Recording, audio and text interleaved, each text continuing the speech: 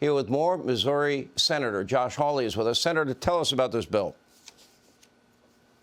Well, listen, Tony, you've laid it out perfectly, which is that when people send, when the voters send members of Congress to Washington, they expect them to do the people's business, not to be day trading on the stock market, not to be using the information that they get from briefings to go and make a quick buck on Wall Street. So here's what my bill does. It says no more trading of stocks by members of Congress. In fact, no more ownership of stocks by members of Congress. If you want to save, fine, put it in a mutual fund like most Americans do. But Nancy Pelosi is the perfect example of what should not be happening in D.C., which is people getting rich on the stock market off of information they know because they're a member of Congress.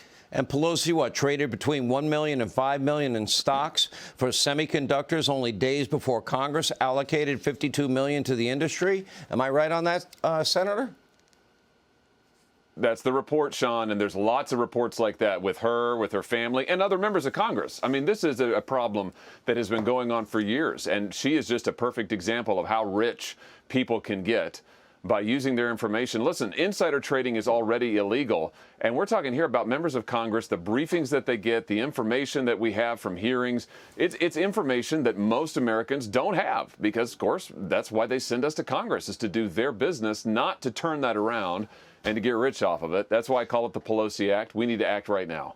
I don't like the idea of term limits because I would like to think we're a free society, but I think over time it's a bad idea, probably whose time has come, because people get entrenched in the swamp over time. And if people would just go serve and go home, I think they'd be more inclined to do the people's business. One of the issues that comes up whenever we talk about this is, whether or not you want to put money in a blind trust.